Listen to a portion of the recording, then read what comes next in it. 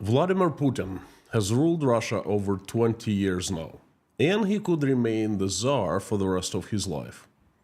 You see, he engineered changing Russian constitution in a way that it has allowed him to remain the president until 2036.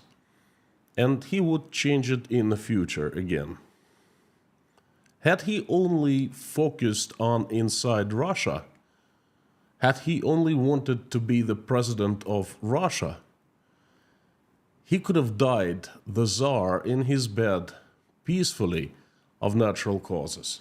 Instead, he decided to become a world's leader, a conqueror of many nations. And he made a few mistakes on the way, and these mistakes will cost him everything: his power, his presidency, and his life. Howdy, howdy, everyone. My name is Konstantin. Welcome to Inside Russia, where usual Russia is explained by the unusual Russian. As usual, you will not find any BS, propaganda, or lies here. You will find truth, common sense, and logic, and some emotions, because I'm still a human being. This message will consist of 3 parts: the usual message, about 30 minutes, then discussion and a live stream chat, and then the prayer at the end. But first things first, let me tell you that I positively cannot tell you when Vladimir Putin will fall. Usual message? No, no one can, and no one knows. And if you hear someone telling you, an expert or anyone, do not believe. No one knows. What I can do is to give you facts about Russia that most likely you will not find anywhere in the mainstream Western media. I can analyze them and see possible outcomes. I want to give you food for thought, and I hope it'll help you to learn of Russia, see the tragic progress it has made, find the reasons of why this tragic progress has happened, and learn from mistakes of Russians, so you will not your own mistakes. Well, do you follow what's going on in Russia now?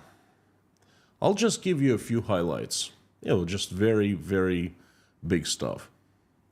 The unemployment is at all-time low at 2%.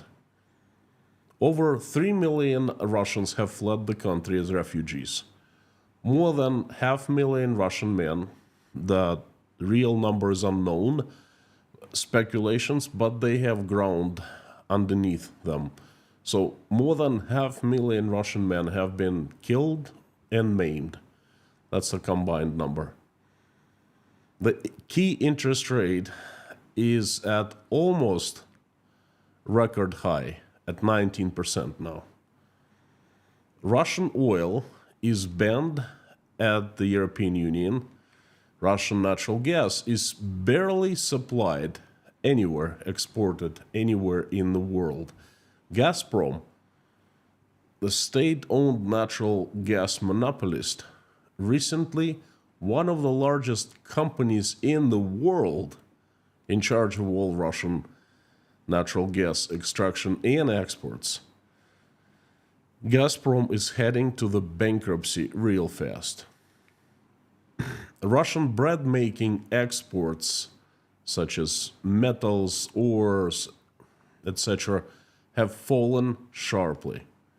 Russian civic industries have shrunk greatly, some industries up to 40%. Russia is the most sanctioned country in not in the world, in the humankind, in the history of humankind, with over 13,000 international sanctions of different kinds placed upon it. Federal budget deficit is huge. A large part of the territory of Russia is occupied by a foreign army.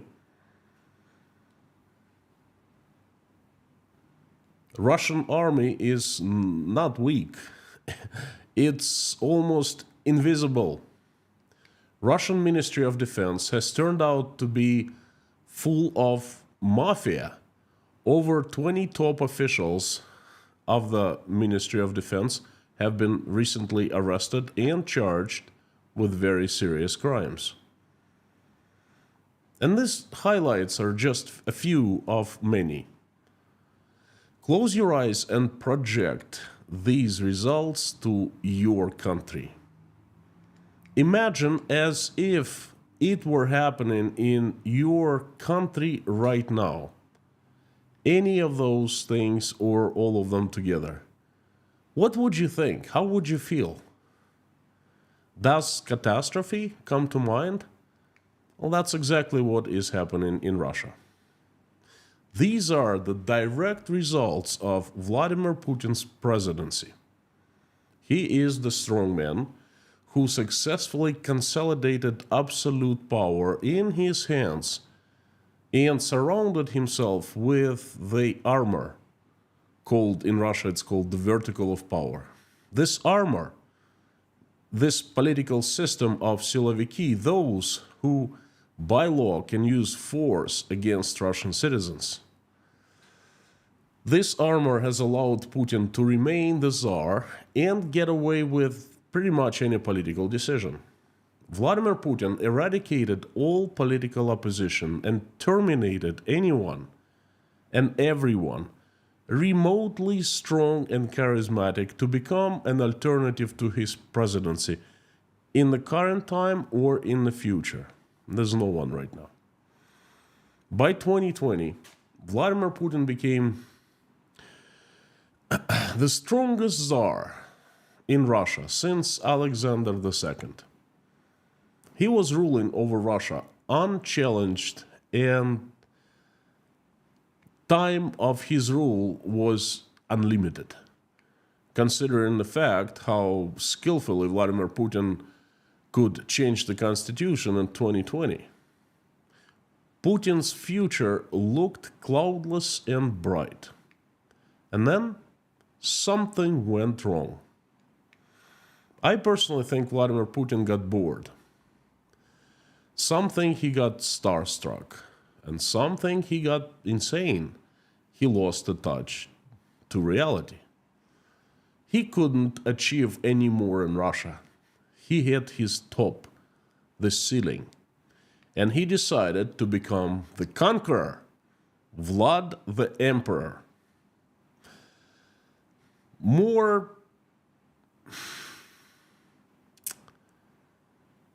lands, I think, not countries, but he just wanted to get more lands and spread Russian world all over the world. Well, Russian world is, of course, the influence of the Kremlin. And Ukraine happened to be his first victim. A country with good, free people who collectively decided to be a democracy. And that was a big no-no to Vladimir Putin. Those wonderful people needed to be punished. They needed to be made an example to other neighbors of Russia, so they would not even consider misbehaving or not listening to the Kremlin. Look what happened to Ukraine. You be the next if you don't listen to us. Well, after all, Russia had the second strongest army in the world. Hey! So, a plan for Ukraine called Blitzkrieg was born. A 3-day, swift in-and-out operation, military operation. Then there would be Moldova, then there would be Kazakhstan, then there would be Uzbekistan, and who knows, many other neighbors. Vlad the Conqueror, Vlad the Emperor. Well, the empirical dreams ended in Ukraine. Vladimir Putin made 3 big mistakes, well, huge mistakes, deadly mistakes, because I think at the end they will cost him his life. First mistake, invading Ukraine. Second mistake, conducting the mobilization in September of 2022. And third mistake, allowing Ukraine take and control Russian province of Kursk. I personally don't think Putin will make any more big mistakes of that magnitude because he's done. These three mistakes are burying him alive. And I want to talk about it. First mistake, Putin attacked Ukraine. He did so unprepared. I mean, I'm not even talking about moral side of the story. This is the end of first quarter of 21st century. I don't understand how technologically we as humanity have gone so far. I mean, just think about it. We have internet, we have robotization, we have artificial intelligence, we have self-driving cars, regular people fly to space. This is straight out of science fiction, right? We're there. I mean, we couldn't even dream of more. At the same time, morally, we're in the dark ages. There's nothing exists in the world that controls the countries who turn to be mad dogs, okay? Then let that aside, Vladimir Putin invaded Ukraine and he did so unprepared. It turned out that he didn't have an army. No, I didn't make a mistake. He didn't have an army numbers, the second largest army in the world. No, we're not even talking about it. He didn't have an army at all. What he had was the myth of greatness and might of Russian army. What he had was a bunch of crooks, generals and officers who for decades were stealing from the army anything they could steal. People joined the armed forces in Russia with one goal: to steal, not to serve the country. Now I'll give you just one example. Toropets, or Toropets, it's called differently. I don't know if you heard or not, but a few days ago there was a big explosion in Tver province, not too far from Moscow, because Tver province is about 100 kilometers, 60 miles from Moscow, and Toropets is, about 150 kilometers or so. If you haven't heard of this, check this out. This is what happened.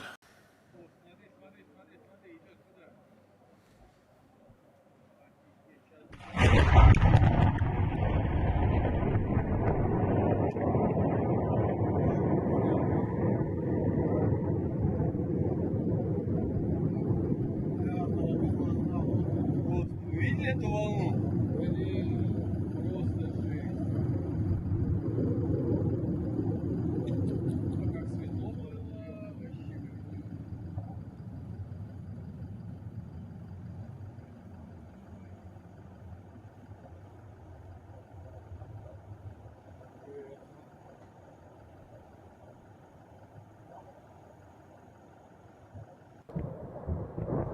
And this happened the next day.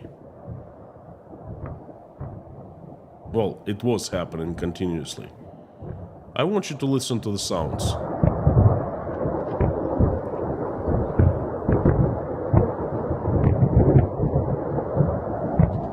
Now, what you just saw is an example, a perfect example of corruption of the top level in Russian armed forces. Do you know what Toropets is? It's a military base. It's a very new, very modern ammo storage facility. It was commissioned in 2018, and none other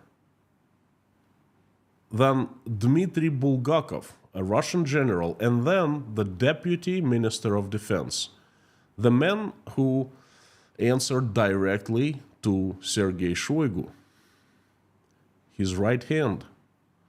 Dmitry Bulgakov was in charge of constructing this state-of-the-art facility, incredibly expensive. incredibly high tech, well, supposed to be high tech, incredibly armored, incredibly secured. It was announced, and there were news actually when they were commissioning this ammo storage facility. It made it to the federal news, and they were announcing that that storage facility could withstand a direct nuclear hit, and nothing would happen to it. The amount of money that was spent, they didn't tell us, but I'm sure it's in the tens of billions of rubles and it's in billions of dollars. Now, a few days ago, simply 6 years after that place was commissioned, just a regular Ukrainian drone flew and hit this base at Toropets. Again. О, смотри, смотри, смотри, смотри, идет сюда. Boom. Офигеть, сейчас.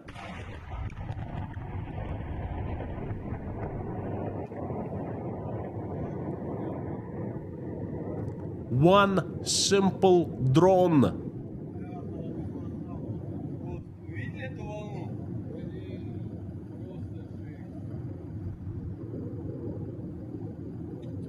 Как светло было.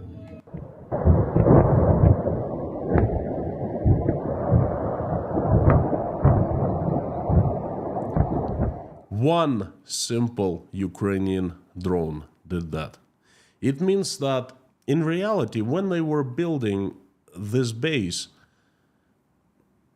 all these high-tech systems, they only existed on paper. They never built them. They stole the money, but they never built them.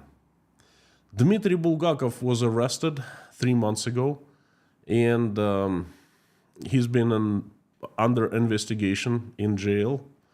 Now he's going to be remaining there for 3 more months, and I'm pretty sure he's going to be in prison for a very long time. Or perhaps he will die in prison soon.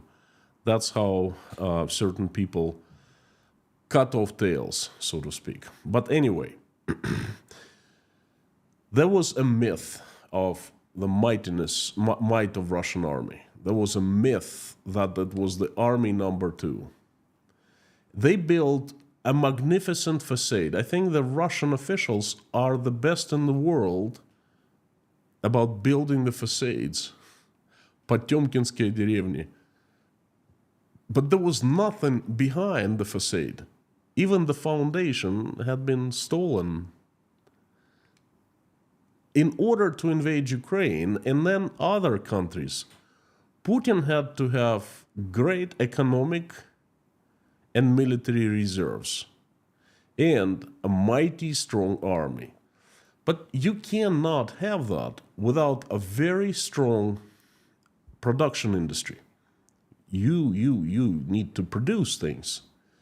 You need to have a very strong education system to research. You need a very strong healthcare system to actually maintain your soldiers. To build that takes years, perhaps decades. And all Putin had was a bunch of thieves and old rusty Soviet reserves of armor and ammo, and he attacked Ukraine.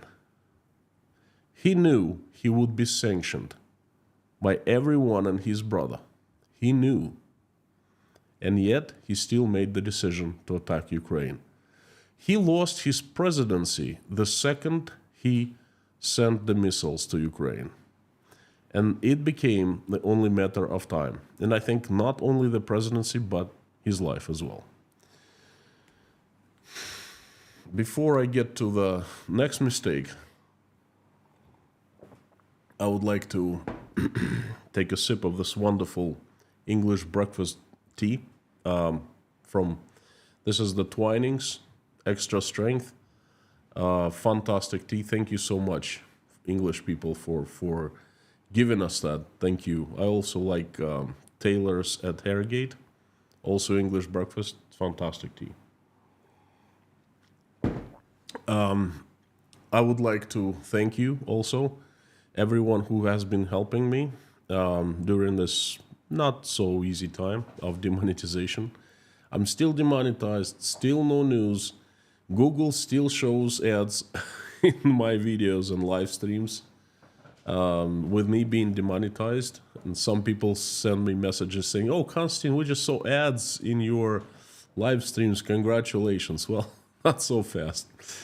Google is taking all the congratulations, not me.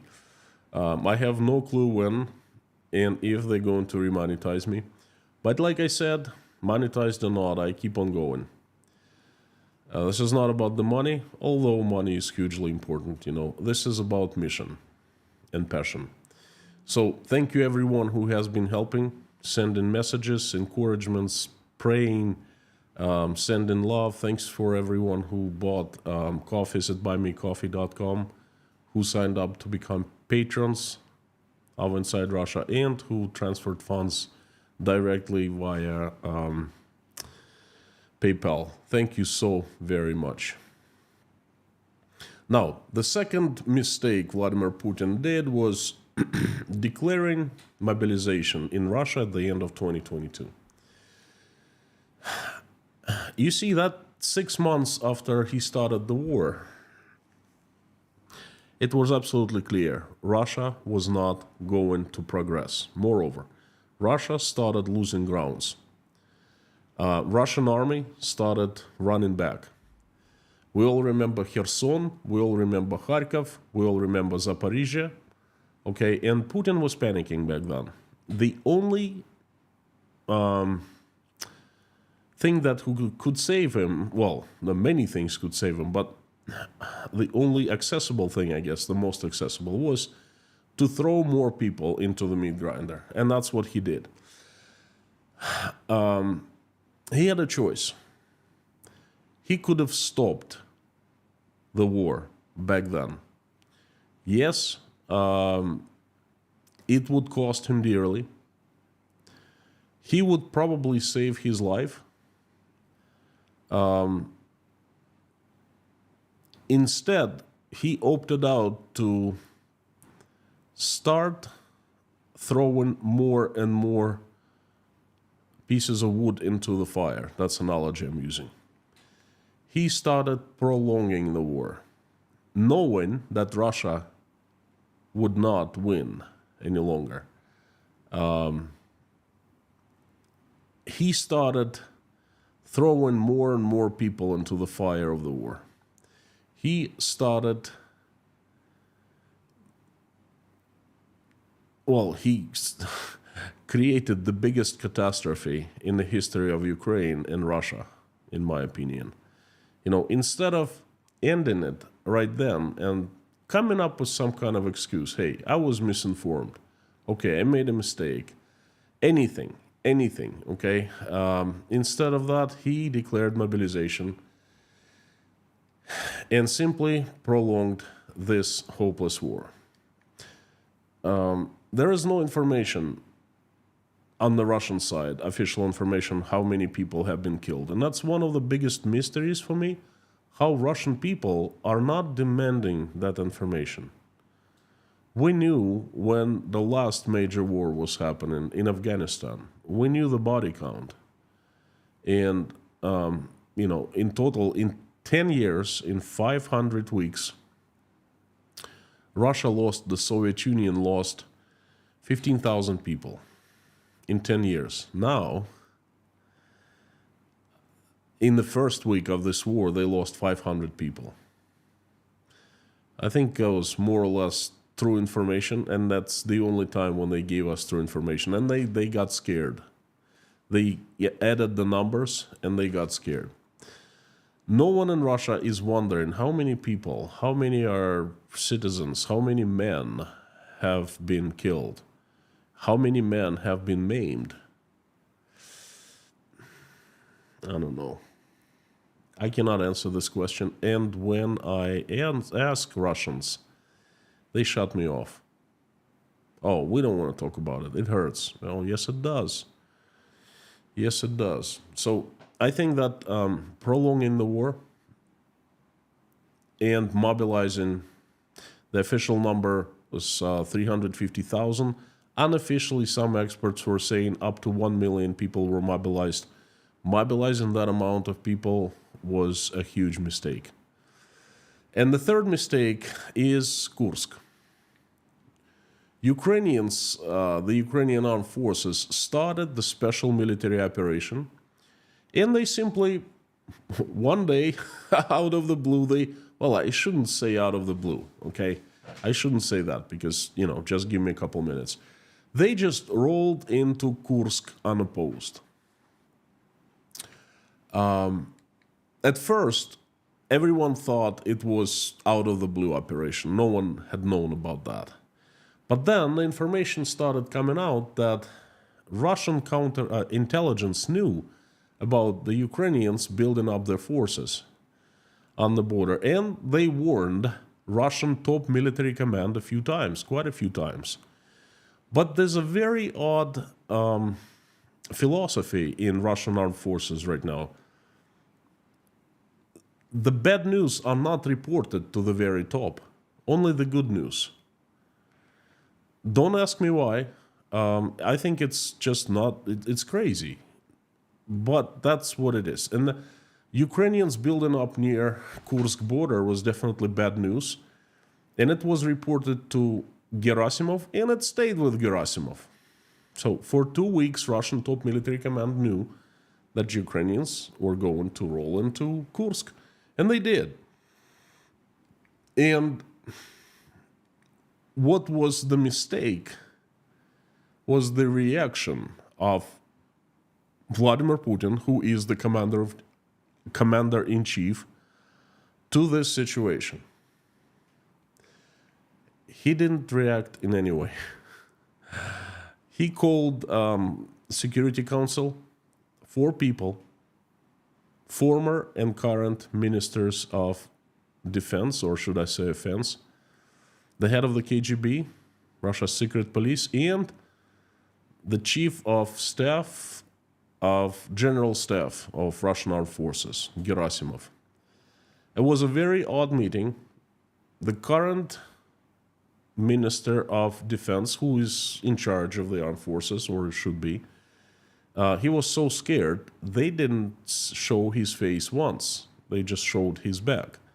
Shoigu was frozen. The former minister of defense was he's not in charge of the army anymore. And Gerasimov was reporting to Vladimir Putin, and the KGB guy was looking at it, and you clearly see his face.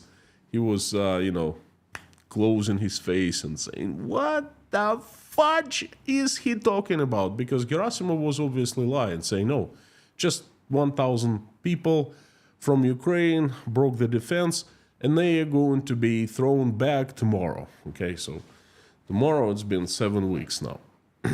Now, and then Putin simply ejected himself from the public space, and he hasn't been heard speaking about it ever since. And this is a very absurd situation. On one hand, Russian authorities and the leadership is silent about it. Russian propaganda is acting as if nothing is happening. Moreover, some Russian propagandists came out and said, you know what, we should be prepared to lose Kursk province, because it's not a big deal. Kursk province is just a small, tiny part of Russian Federation. If you look at Russia's map, it's huge. We have the Urals, we have Siberia, we have far east of Russia, far north. I mean, look. And then Kursk is just tiny. I'm not joking, okay? I saw that a propagandist speaking on national federal TV. On the other hand, we have 250,000 people, think about it, 250,000 people who all of a sudden became refugees, who were forced to flee. We have a lot of people who were killed in various ways. Well, hey, the war came into Russian soil, okay? You could be a collateral damage, you could be blown up on a mine, whatever. We have thousands and thousands people speaking up, very angry, telling the truth that they're not being helped, they're not being evacuated, they are left on their own, no one cares about them. Basically, we have a lot of anger from Russian citizens. So on one side, we see that all the authorities, all the officials, they simply ran away. They literally were running away on their feet and on their personal cars when the Ukrainian army was, closing in on the province. Everyone ran. The KGB, the federal police, the army, the authorities, the members of United Russia Party, everyone. And people were left on their own. And Putin promised every refugee $122 worth of compensation.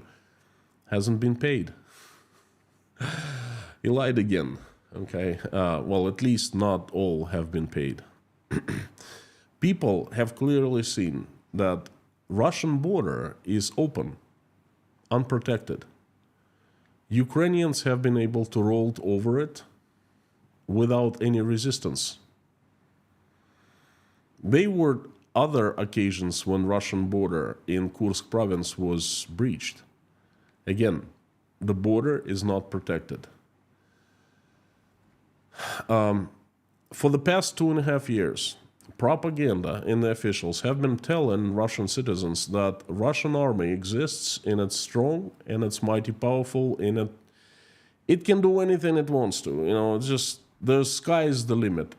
But in reality, the army simply does not exist because it's been 7 weeks now and Kursk is still being controlled by the Ukrainians, and Russian army made a couple impotent attempts to take some land back, and it was a failure.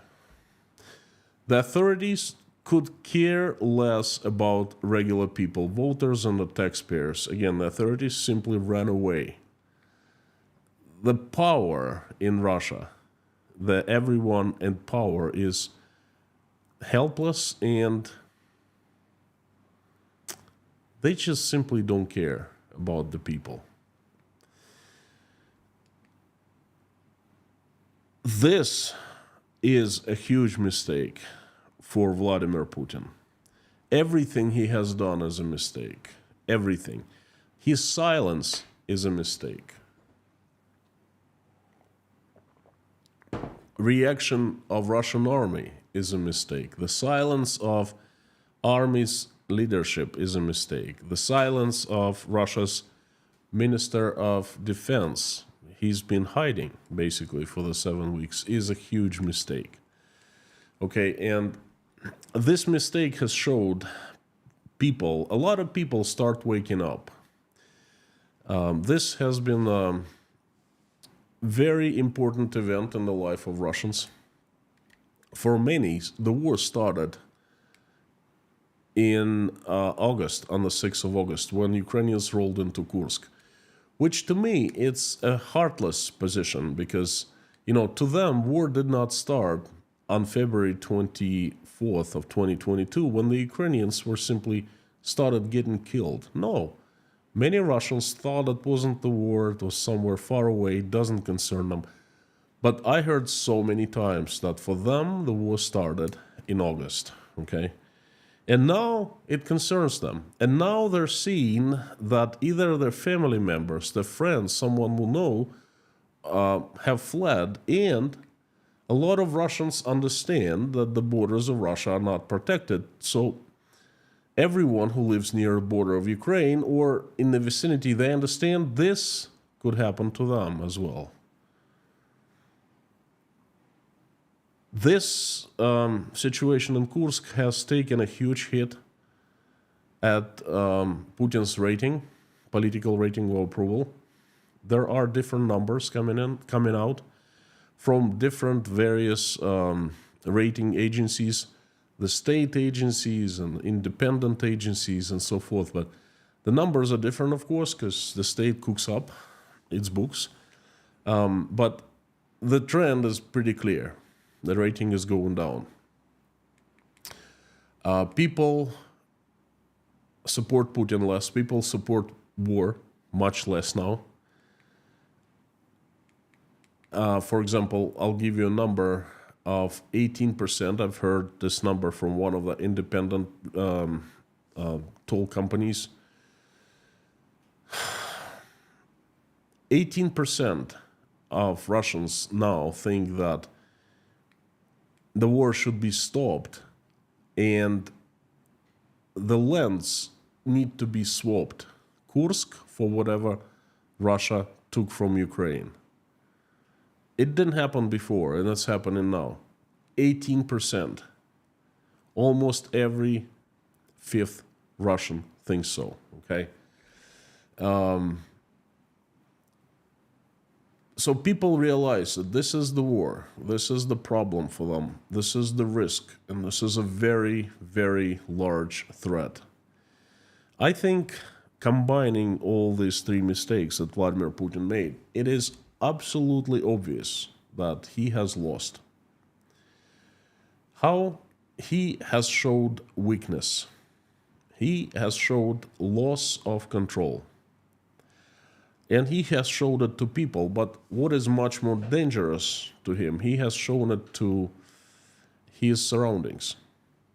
And it didn't happen for the first time, it's second time. The first time that happened was May of 2023, when Ukrainians all of a sudden started attacking Russian cities, including Moscow, with drones for the first time. And that was also military action, okay?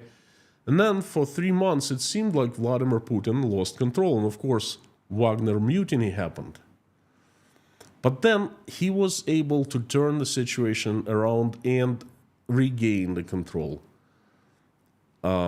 He mobilized all government agencies, and they were preparing for the election, president election, happened in March. They were sugarcoating the reality, and people kind of relaxed, okay? They kind of didn't care much. But then the sugarcoating was off after the elections, and economically Russia is not doing well at all, okay?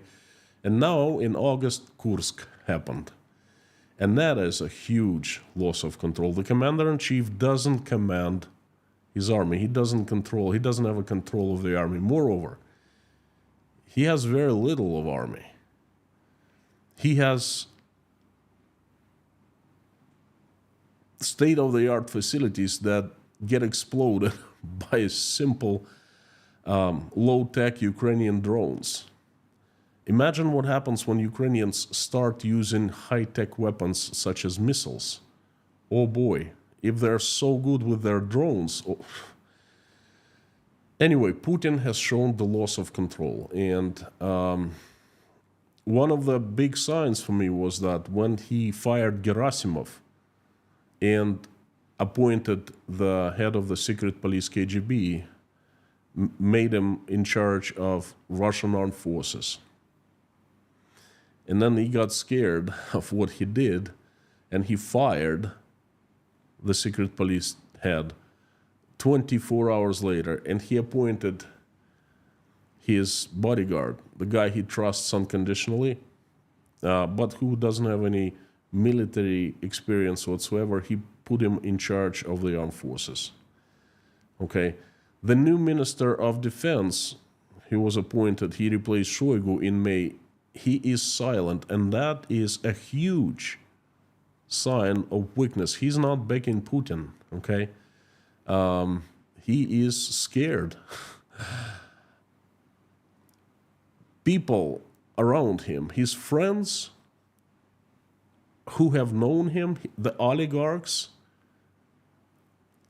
who placed him and he has been controlling and oppressing for quite some time, the Siloviki, the heads of Siloviki agencies, they are all forces. Moreover, the governors are becoming local forces because they are allowed to create private armies, and all of them have private armies now, and they were just allowed to create an armed group of people. I mean, it sounds very crazy, but that's true. It's not an army, it's not some kind of like militia. The Russian governors are allowed to have militias now. This situation is creating chaos. It's like a car driving, like riding down the hill, and it's still going down at the high speed, but it's shaking. Its wheels are falling off, the engine is on fire. Yes, the speed is there. It's still going down, but, it's not going for long. And that's what Putin and Russia reminds me of now. So weakness will finish him off.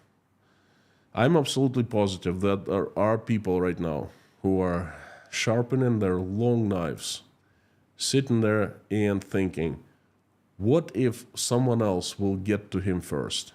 Okay? There are political alliances being discussed, made, negotiated, perhaps broken. And if I were Putin, I'd be very, very afraid of bad things happening to me.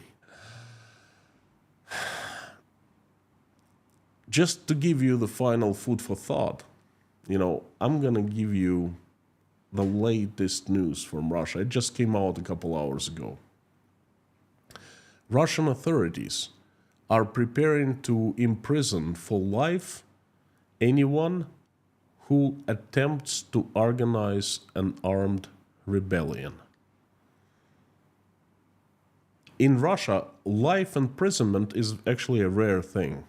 You have to really do something terrible to get life. There's a known cannibal did very bad things. He got 25 years in prison, not life. I featured him yesterday in the crazy Russian crazy news update. Okay, so you got to do something real bad and to get life, and they're changing the law. So life imprisonment may be imposed for organizing an armed rebellion. Russian Parliament Committee on the State Construction and Legislation recommended that the lower house, the lower chamber of the parliament, adopts the relevant bill. The news just came out of TASS. Now, why all of a sudden they are doing this? Russia has lived without this law for a very long time, for decades, and all of a sudden they are creating a law that regulates this particular thing, an armed rebellion. I think this proves my words today. Folks, it'll be a very interesting fall in Russian Federation. Thank you so very much. I invite everyone to follow me in the live stream chat, which I'm going to turn on right now, and let me know what you think. Did you learn anything interesting today? Anything new about Russia? I'd love to know. The live stream chat is on. We have 1,700 people in the chat right now, which is incredibly awesome. Thank you everyone for coming. And if you're here for the first time, you're new, I would like to let you know that Inside Russia is the best community on internet, on YouTube, because it has the best members. And this community also has the best moderation team.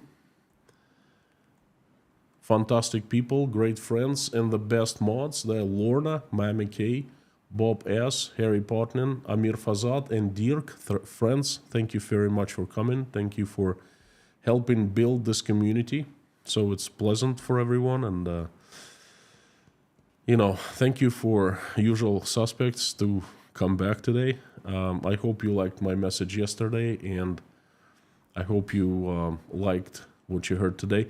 Please let me know. Very important for me to hear. Feedback is priceless.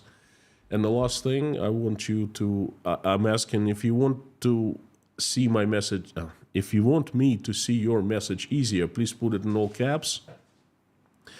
and put inside Russia after @ sign, so it appears highlighted in orange. Much easier for me to see. I usually read questions or comments highlighted in orange in all caps. And I'll try to answer as many questions as I can. So thank you so much. Again, it's my most favorite part of any stream when I see so many people start interacting. This just keeps me alive. Thank you, friends. Thank you, usual suspects. Koshkin Dom, Baker's Talk. A leitmotif for me from Bowie, Maryland. Live, good to see you, all the way from Sweden. Great Southern Land. Royal Oak. Kamis Santi, Kermo. Howdy, howdy, Pascali. We have a lot of Finnish people today. I want to make an official statement. The Finnish, you are fantastic.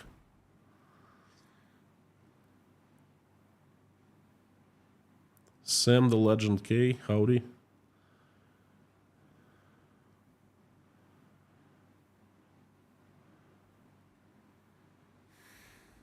Stockholm, Sweden. Swedish people, you're also fantastic. The next car I want to buy is Volvo, if I ever buy a car.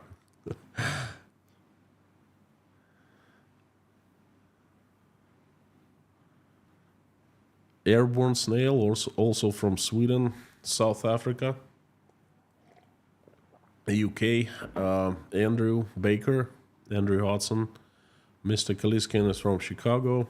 Theodore from Scotland.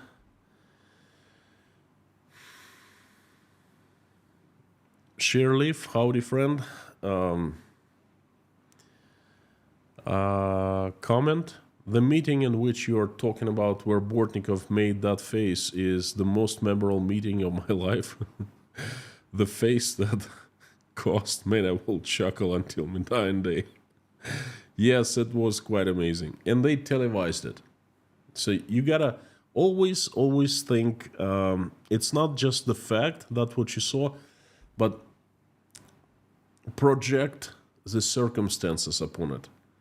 In Russia, they don't televise usually anything that can be interpreted in different ways. But the situation was so dire and everything else was so much worse to televise that I think they picked the best part to televise. And Bortnikov was absolutely amazed. And I think that the current Minister of Defense, Belousov, was so scared. He lost his face. And I think that's why they didn't show his face once.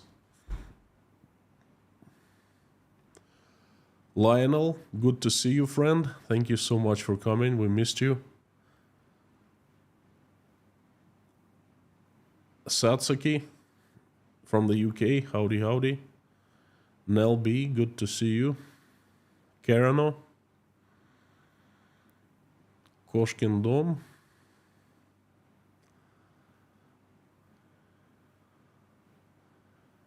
Slovakia, Lucas, howdy, howdy. I heard so much about Slovakian town Banska Bystrica from my dad. Sounds like, it sounded like a very nice place. He liked it.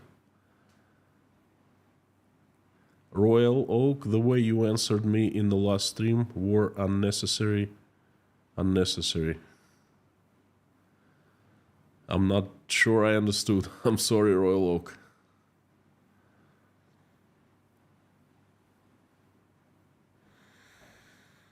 Sow it and hope it grows from howdy. Dublin in the house. Dave Strains, good to see Dave. Constantine, TikTok, the crocodile has arrived. I think so. I even remember when I made that live stream about the crocodile.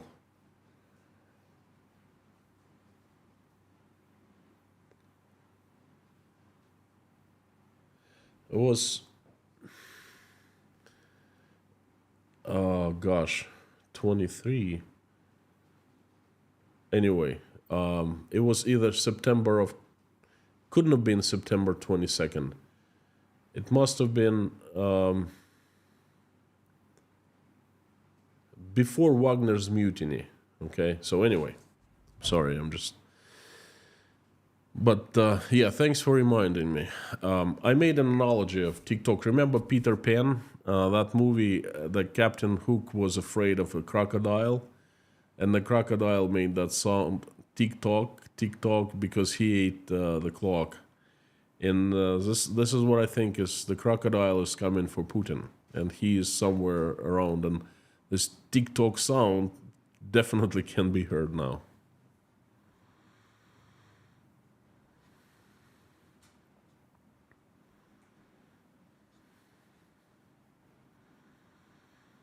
Pulse Ilimar from Estonia.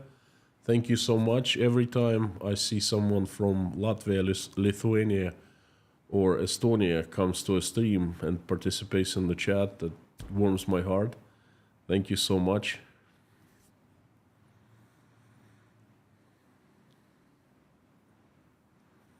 David Porter from Chernovtsi. David, good to see you. We keep on praying for you and your family and everyone in Chernovtsi every single day. And I promised I will not stop until all this madness is over. It's fantastic to see you.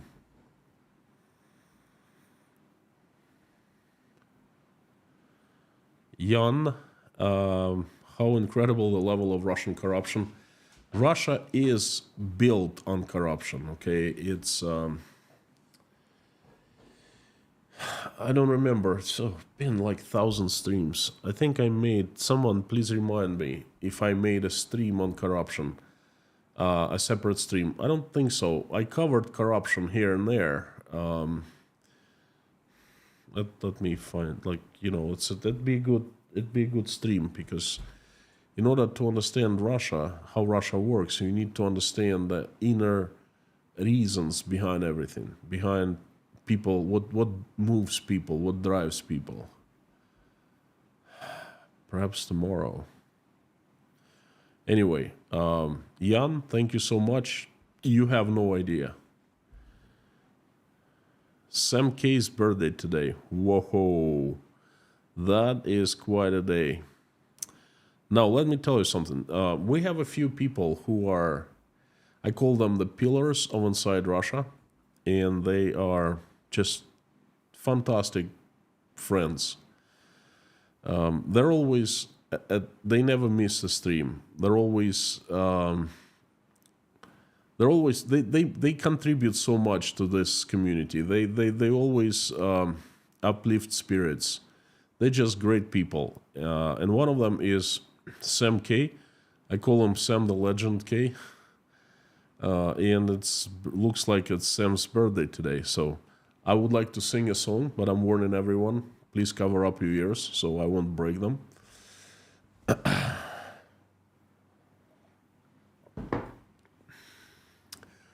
Dear Sam, happy birthday to you, happy birthday to you, happy birthday, dear Sam, happy birthday to you.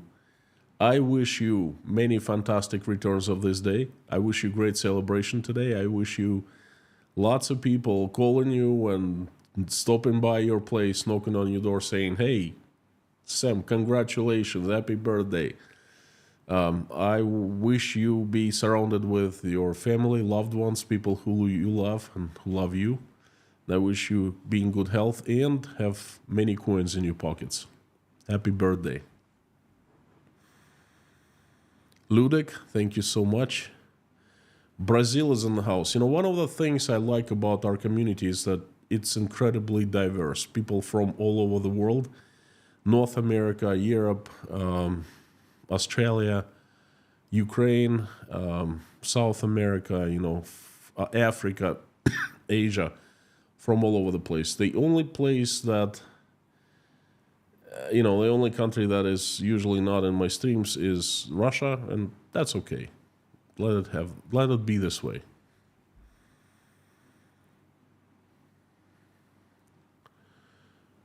Hadden67, thank you so much. I hope you get remonetized soon. I honestly don't. This is a pretty. I'm used to it, but it's very discouraging. It hurts, especially when I hear, oh, this Russian propaganda blogger is monetized. Oh, there's another one, and people report. They like send me information saying, look at this guy, he's monetized. Double facepalm. They keep them monetized. They demonetize me. But you know what? The promise is the promise. Monetized or not, I keep on going. This is my life now. Surely, I just wanted to say it's absolutely unheard and of baffling to me that a leader would see a buildup of troops on their border do nothing. In your opinion, what caused this? I tell you what caused this. There's a history in this culture of not letting the superiors bad news, because you are placed on your position not for smarts, not for your incredible qualities or skills or education.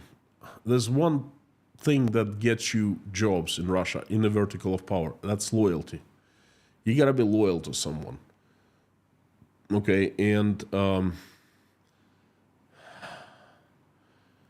if you're loyal, then you just told what you do what you're told to do. Okay, and any initiative is not welcome. Telling the bad news is initiative. Russian generals don't want to hear the bad news. It's been said many, many times. A perfect example is General Popov, who publicly at the meeting of the Chief of General Staff stood up and said, enough of telling lies here. Let's hear the truth for a change. Let's let have the commander-in-chief know the truth.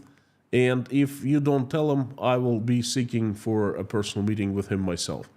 And what happened to him? He was fired. A year later, he was arrested. He's in prison now, just for that exact reason, okay? So I'm going to make a live stream on how Russia works, what makes Russian people move. And that's going to be an explanation there.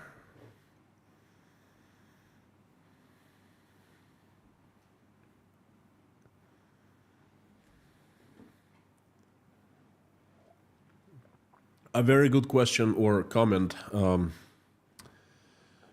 Metal Beth, I just saw where Reuters picked up the story about the feud at Russian largest online retailer you mentioned a day or two ago. Okay, you sure on top of Russian news?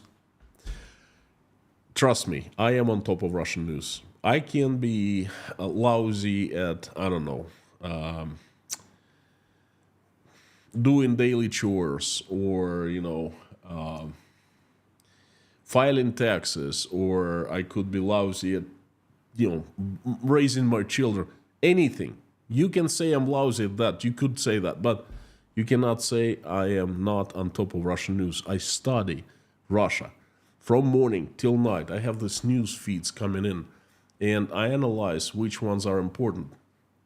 I note them, I make notes. I put them together into groups. And I fact check them, and I use them for analysis and for forecasts and so forth. So this information about Russia's retailer, largest online retailer, Wildberries, that's how the company is called. Well, I've actually been following for about 5 weeks now, and I am going to make a live stream. I did not talk much about this company in the news update. This is incredible news, okay? But there's too much I need to explain for you to understand what really is going on. But this is a perfect example that another stage of Russian history has begun. I actually take it very seriously, and I think that the civil war has started. No more, no less, civil war, okay? This is the first act of civil war in Russia, okay? Natasha had some news posted on Patreon about that. I discussed Wildberry's story with her, and I told her to stop a little bit, to hold a little bit, because I need to make a live stream about that. I need to tell you what really has happened. That stuff is just absolutely incredible. Ray Morris from Wales, howdy. Scott Nesbitt, George Rames, Pinda the Peanut, Odysseus, howdy. KR4V from Estonia. We have second person from Estonia. Sending my love from Uzbekistan. Mary's Spirit, howdy. Baryonyx, Walkery. How is the situation in Kaliningrad these days? Other voices calling for separation from Russia. There were some news a while ago, but nothing recently. Thank you for your hard work. I wish I could stage these live streams 24/7, because I have so much to tell you. Separation, no, nothing in Kaliningrad right now. No news are coming out from there. The latest I heard, they had real bad problem with logistics, and they might have shortages soon. Shortages of different foods, products, and so forth. But they're working on it. The new governor in Kaliningrad, anyway, nothing of importance is coming out from there, but they were voices of separation. In Kaliningrad, long time ago, not now, long time ago, and in Siberia, in Novosibirsk. And that was a little fire, just tiny little one that starts producing smoke. And the government put it down immediately. They created laws, very strict laws, that put people into prison as fast as they can say hello when they talk about separation from Russia, seceding from Russia. Okay, so I have not heard of anyone talking about it publicly, but boy, there are fires all over Russia right now. Look at Chechnya, what's going on there. Look at Tatarstan. That's going to be, if something starts happening in Russia, it's going to be first province. Look at other provinces. They are creating the governors creating their own private armies. Now they have militias and armies. Separation, anyone? Hal Porter, packed with info today and very clear. Much I didn't know. For example, state militia not under central control, like National Guard in the US. Scary. US government can call up. Gee, well, look, that's an interesting news, okay? I gotta make, give it a more coverage. After ЧВК Wagner was, what in my mind was a successful mutiny or rebellion, whatever you want to call it. But after he moved his troops to Belarus, Russian government allowed governors to create private armies. And those private armies are financed by local budgets, but they are controlled by the state. Now, after Kursk, the news came out a couple days ago, Russian government allows to create, I don't even know how they call it, I call it militias, it's just a bunch of men with guns to protect the borders of provinces. And they report to governors. Separation, anyone? Once you have a couple thousand armed men, you can do anything in the province, okay? And then you have some kind of legitimacy. Oh, I'm a governor. Let's do things, fellas. Who wants to follow me? Daniel McInnes from Canada. Howdy, howdy, friend. Thank you so much for coming. Sending you 3 coffees. Thank you so much. Thank you. I appreciate it. Thank you. Konstantin, in your opinion, did the USA miss an opportunity to reach out to Russia right after the collapse of the USSR? It's a very, very tough topic. Curtis Chavez, thank you so much for this question. It's a very tough topic. Today, your questions are gold. I can take any question and make a stream out of it.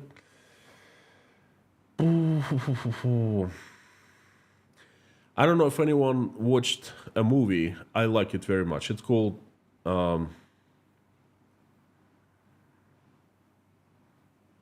Wilson's War. There was a senator, Wilson, first name I forgot.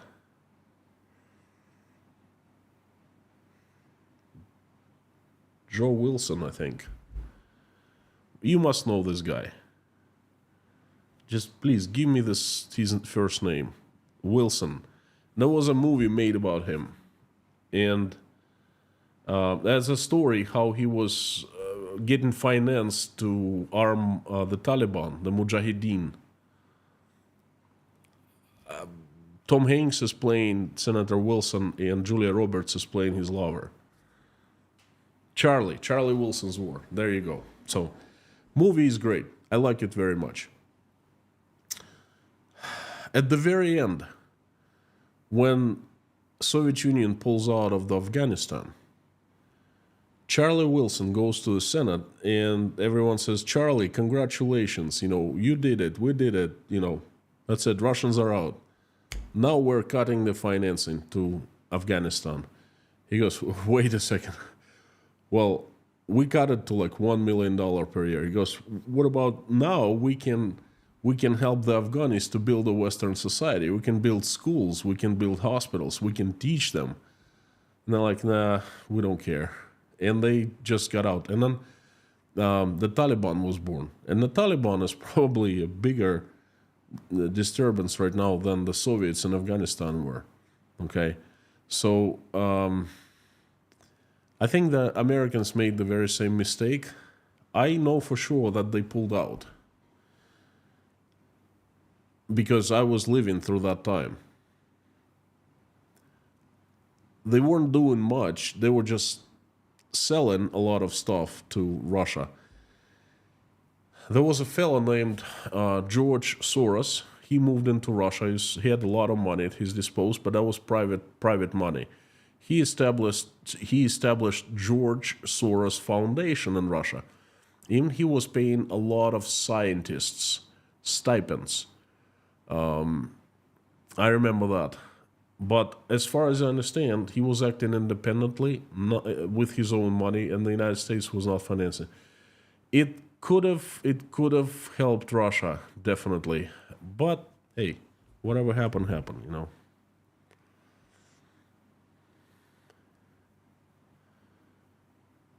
Dave Strains, I was thinking of Wilson the basketball. Yeah, it's a good movie. The Outcast. No, Castaway. The Castaway. By the way, Dave, I knew the guy who owned Wilson's Leather or Wilson's Sporting Goods. Way back in Maine, he was friends with my friends. He lived in D.C. He was, tied in politically with big people. And he's a good guy. He's, he came to visit us in Old Orchard Beach, Maine. He was friends with my family that I used to work for.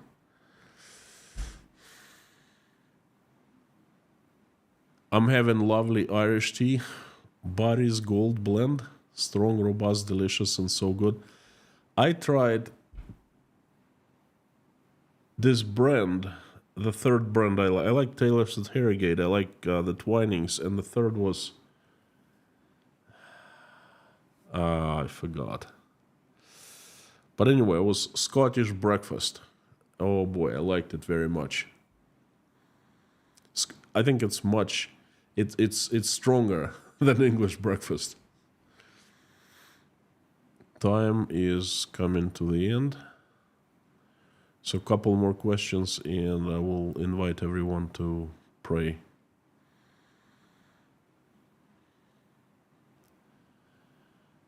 Viking, did you see they opened a shopping center in Moscow just for guns? Russell made a video about it. Viking, that is not true. It's impossible. Guns are outlawed in Russia. You can buy gas-operated guns, pistols. You can buy hunting rifles, but you cannot buy guns. I'll check it out. But I'm sure just some kind of like rifle guns. But they don't have assault rifles. It's illegal to own them in Russia. From what I'm hearing, Rostov-on-Don is flooded with illegal guns from Ukraine. You can buy an AK-47 in perfect condition for about $150, 15,000 rubles. You know, just pretty much anywhere. Flooded with guns.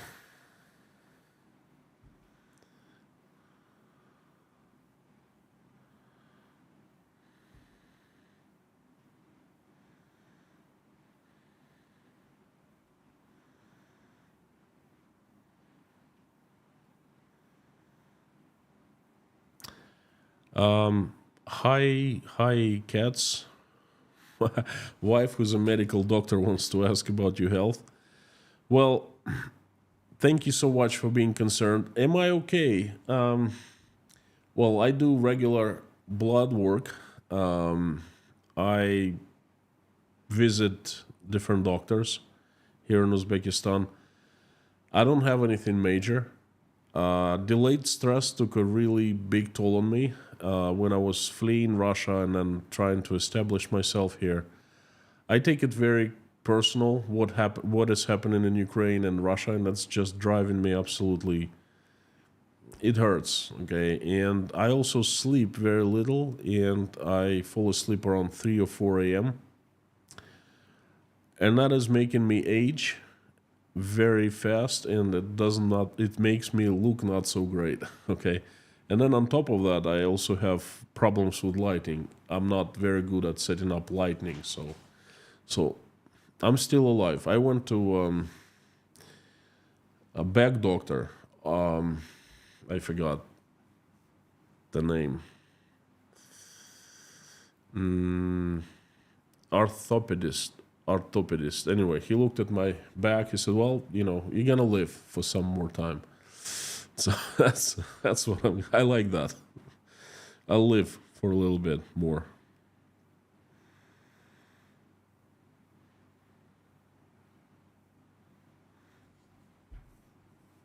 Craig Hughes, see the Admiral Kuznetsov to be decommissioned. Interesting. Thank you. Adam Cottrell, do you think that Russia can hold on to Crimea?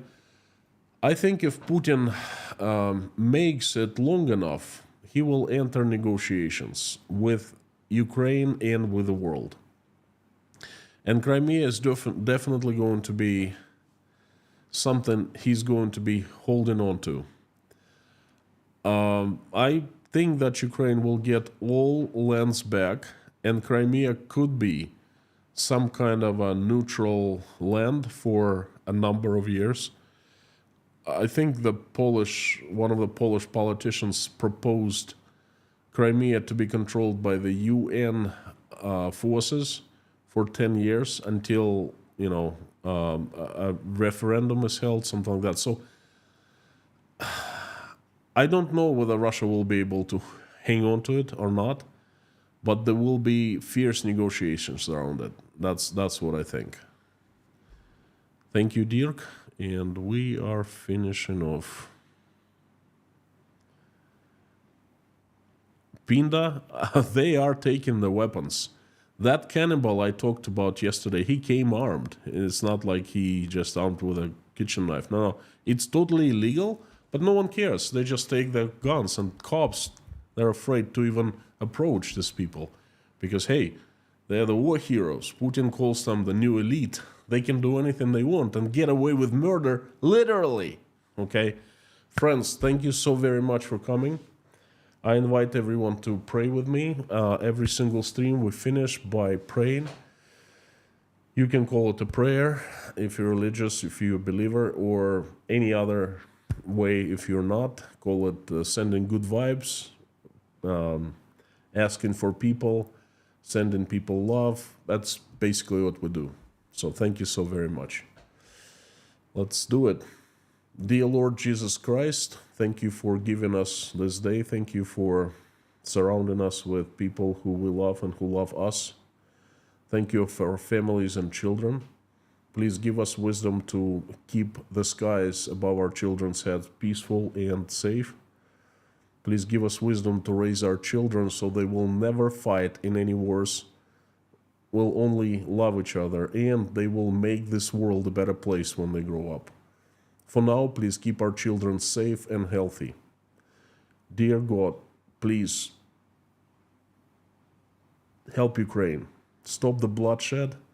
Reach out and touch the hearts and souls of those who are responsible and capable of making the decision. Please have them stop. Help every single Ukrainian who has suffered from this nightmare. Please answer their prayers and make their wishes come true. Send angels to protect them and keep them safe. Dear Lord, please help my country, Russia. Assemble your strongest angels with sharpest swords into great shining armor and have Saint Michael lead it. Send this army to earth to get rid of the demons who have hijacked my country. We know them by their faces and by their names. Please send your angels to help Russian people to run their countries, that run their country in a way that they'll make it peaceful, loving, and respecting. Please help everyone who is traveling, send them safe travels. Help everyone who is in trouble of any kind in high waters. Help everyone who is seeking for asylum of any kind. Please help those who are helping Ukrainians. Help those Ukrainians who are currently under threat of Russia's attacks. Send them safety. Please help single mothers and fathers who are having troubles raising their children, trying to make ends meet. Send them help. And please help all those who are sick, hungry, homeless, the jobless, addicted,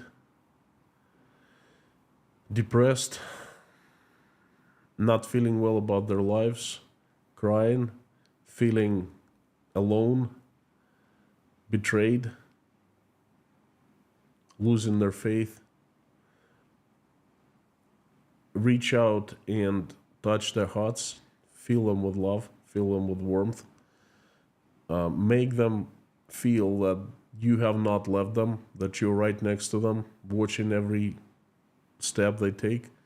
And which is most important is that you still love them and you will love them until the end. Please help everyone in need.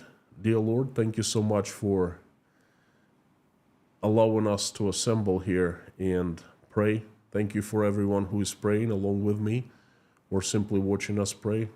Answer everyone's prayer and make everyone's wish come true. I would like to ask you for people who need help.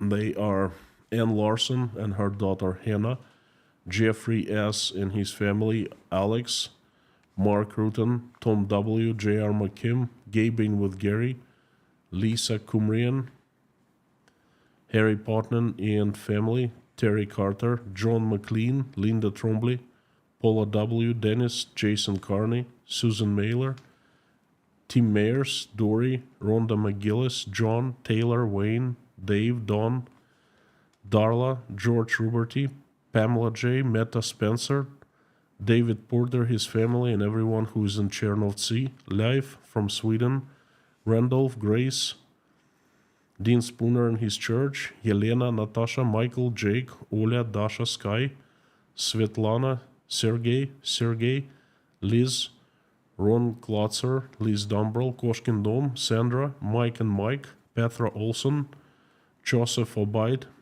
Melissa, Jodes Rames, and his wife, and Millie. Dear Lord, thank you so very much for everything. Amen. Thank you, friends, for coming. It's been another great stream. I would like to remind you that you're fantastic, you're awesome, and you rock. Come back tomorrow, another stream at the usual time. And before I sign off, I'd like to ask you, as usual, to say out loud, along with me, as loud as you can, the following. If you don't know what it means, Google Carthago delende est.